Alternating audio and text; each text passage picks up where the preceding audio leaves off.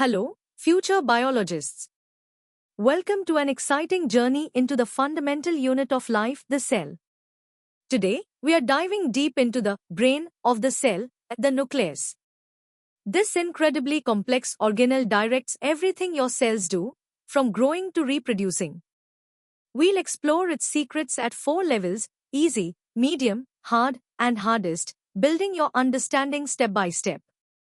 Get ready to uncover the master controller of life. Let's start with the basics. Imagine a tiny control room inside every cell. That's essentially what the nucleus is. It's not as complicated as it sounds, and we'll break it down easily. So, what exactly is the nucleus? It's a large, round organelle found in most cells, especially eukaryotic ones. Think of it as the cell's command center, orchestrating all its activities. It's usually the biggest part you can see under a microscope, often sitting right in the middle. Inside, it holds all the vital instructions for the cell. Its main job is to control growth, metabolism, and making new cells, ensuring everything runs smoothly.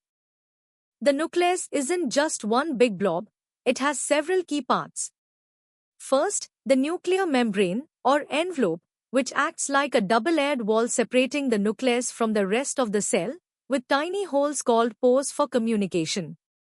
Inside this wall is the nucleoplasm, a jelly-like substance.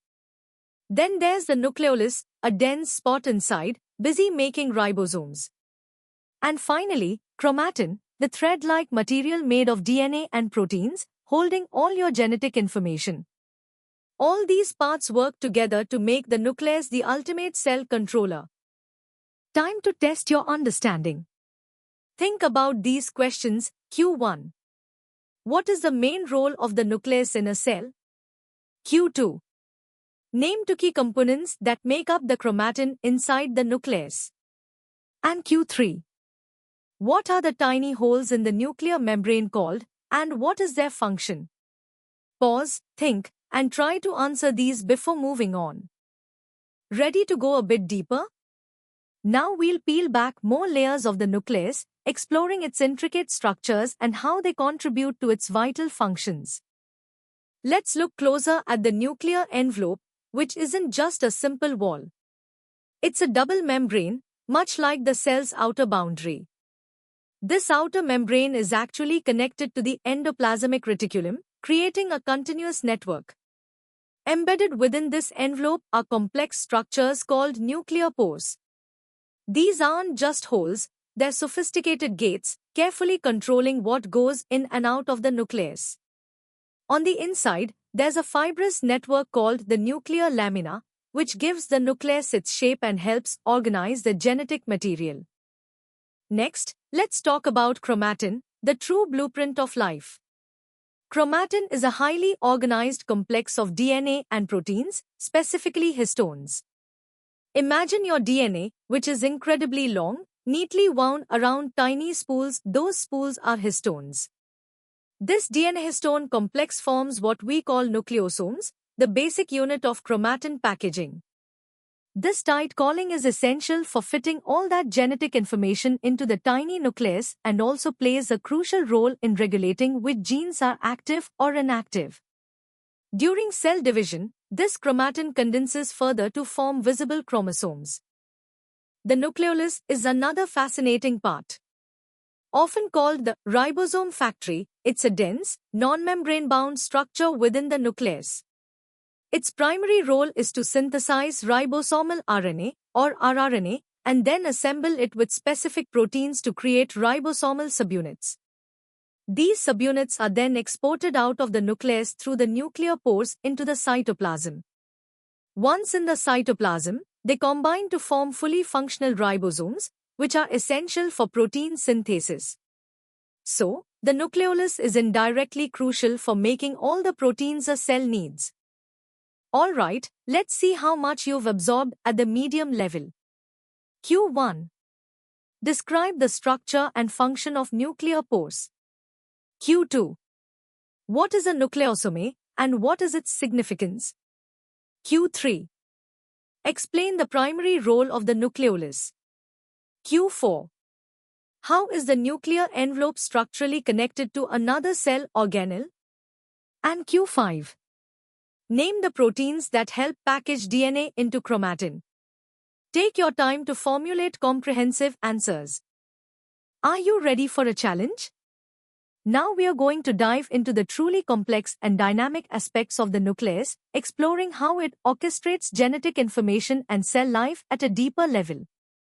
Chromatin isn't just a static storage unit, it's incredibly dynamic, and its structure directly impacts gene expression. We classify chromatin into two main types, euchromatin and heterochromatin. Euchromatin is loosely packed and rich in genes that are actively being transcribed, meaning their information is being used to make proteins. Heterochromatin, on the other hand, is densely packed and generally inactive, often found at the edges of the nucleus. The cell can constantly remodel chromatin, switching between these states to turn genes on or off, a critical process for cell differentiation and function. The nuclear pore complex, or NPC, is far more than just a hole. It's an intricate molecular machine made of many proteins called nucleoporins. Think of it as a highly sophisticated security checkpoint. Small molecules can pass through freely, but larger molecules like proteins and RNA require specific passports called nuclear localization signals for import and nuclear export signals for export. Special transport proteins, like importins and exportins, recognize these signals and actively ferry the cargo across the NPC, ensuring only the correct molecules enter or leave the nucleus, maintaining nuclear integrity and function. The nuclear lamina, a meshwork of lamin proteins lining the inner nuclear membrane, provides vital structural support, but its role extends much further. It helps organize chromatin within the nucleus, influencing where specific genes are located and how they are regulated.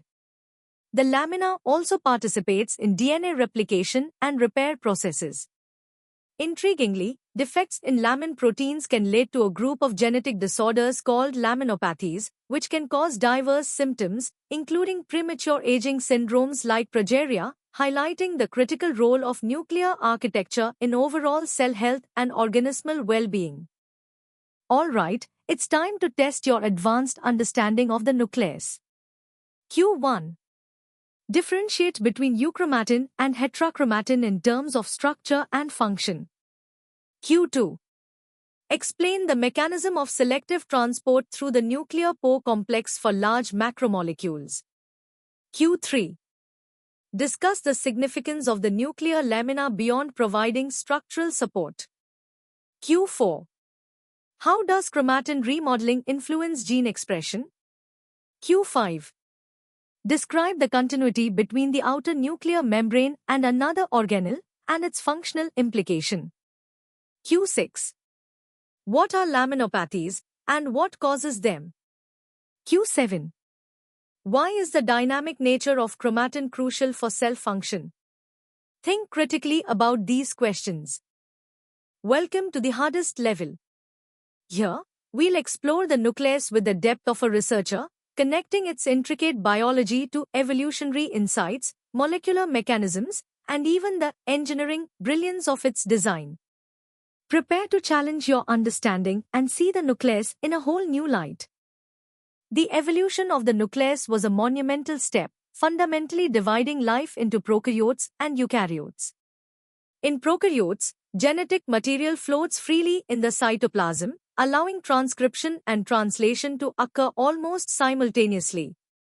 The eukaryotic nucleus, with its membrane-bound compartmentalization, changed everything.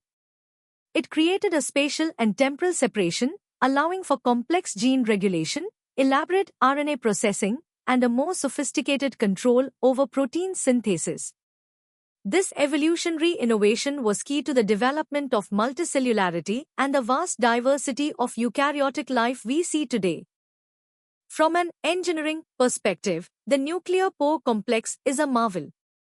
It's not just a passive filter but an active transport machine. The process of nuclear import and export relies on a sophisticated molecular cycle involving Ranjit base. Importance: acting as molecular shuttles, bind to cargo proteins with nuclear localization signals and transport them into the nucleus. Inside, RAN-GTP binds to the important, causing it to release the cargo. Similarly, exportins, with the help of RAN-GTP, carry cargo with nuclear export signals out of the nucleus. This precise, energy-dependent mechanism ensures cellular fidelity and proper distribution of molecules. Beyond nucleosomes, chromatin is organized hierarchically. Nucleosomes coil into a 30-nanometer fiber, which then folds into larger loop domains anchored to a nuclear scaffold or matrix. Crucially, during interphase, each chromosome occupies a distinct region within the nucleus, known as a chromosome territory. This non-random spatial organization is not merely for packaging. It's a dynamic system that influences gene expression, DNA replication, and repair. The positioning of genes relative to the nuclear periphery or interior, or even to active transcription factories, can significantly impact their activity, demonstrating a sophisticated level of nuclear control. The nucleolus, once thought to be solely a ribosome factory, is now recognized as a highly dynamic, multifunctional organelle. It plays crucial roles in cellular stress responses, regulating the cell cycle, and even the biogenesis of other ribonucleoproteins vital for processes like mRNA splicing. Its size and activity fluctuate dramatically depending on the cell's metabolic state and proliferative demands. Dysregulation of nucleolar function has profound implications, being implicated in the pathogenesis of various human diseases, including many forms of cancer and a range of neurodegenerative disorders, underscoring its central role in maintaining cellular homeostasis. Now for the ultimate test of your knowledge, here are the first 5 challenging questions. Q1. Discuss the evolutionary advantages conferred by the development of a membrane-bound nucleus in eukaryotes compared to prokaryotes. Q2. Elaborate on the RAN-GTP cycle and its role in regulating nuclear import and export. Q3. Explain the concept of chromosome territories and their functional significance in interphase. Q4.